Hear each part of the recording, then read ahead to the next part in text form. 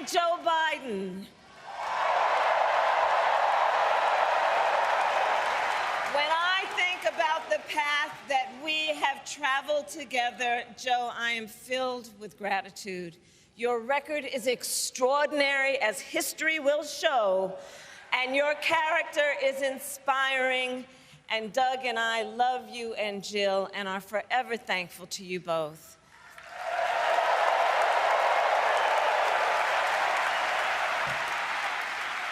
And to Coach Tim Walz,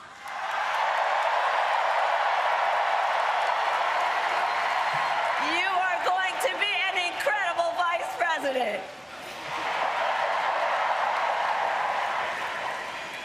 And to the delegates and everyone who has put your faith in our campaign, your support is humbling.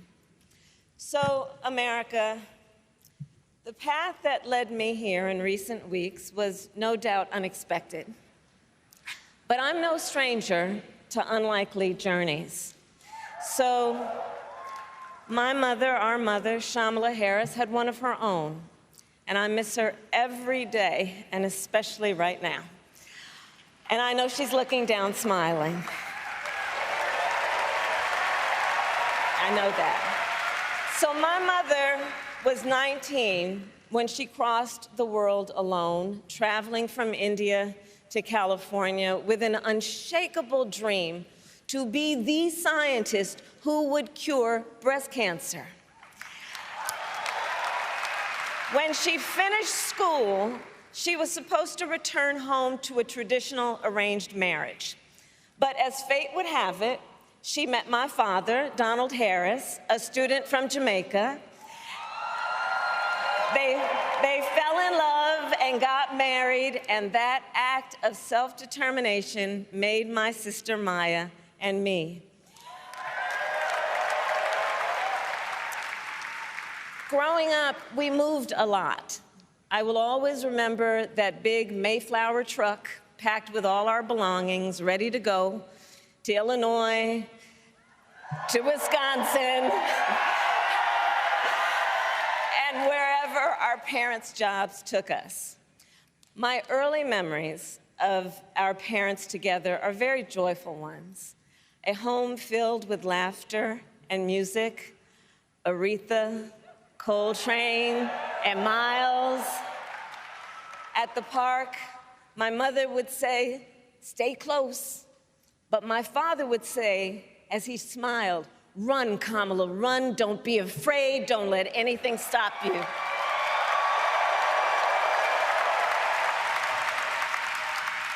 From my earliest years, he taught me to be fearless.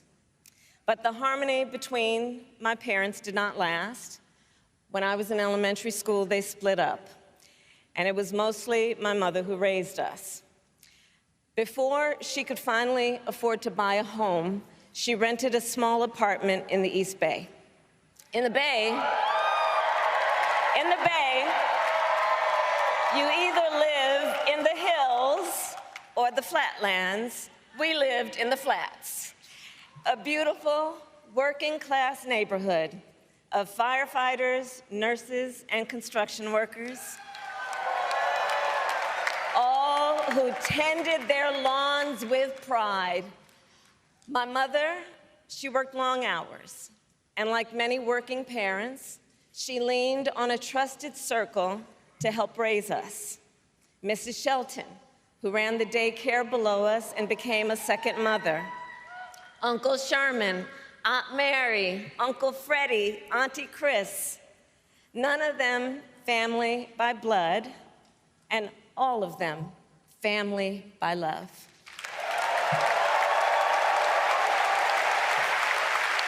Family who taught us how to make gumbo, how to play chess, and sometimes even let us win.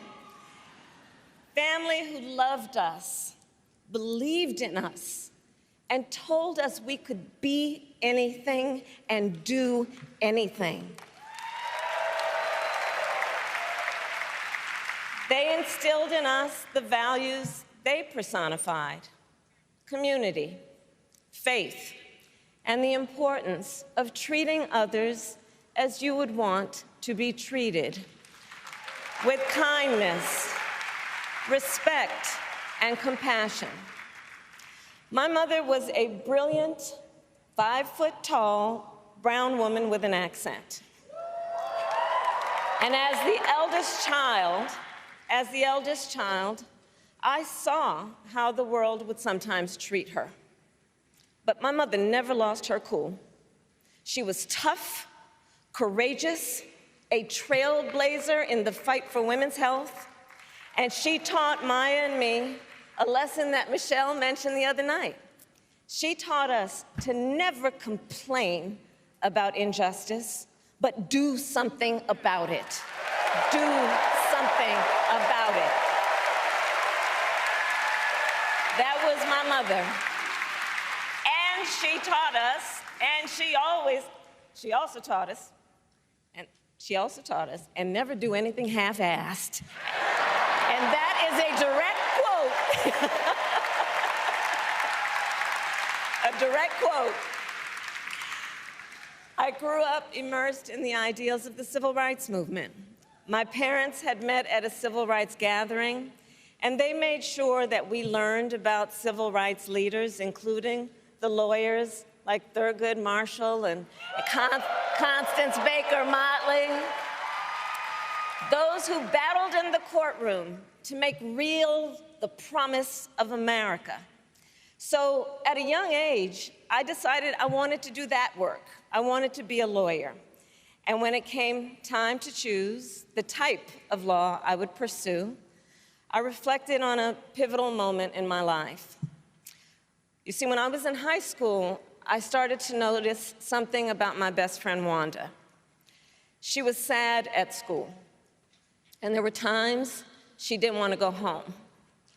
So one day I asked if everything was all right, and she confided in me that she was being sexually abused by her stepfather.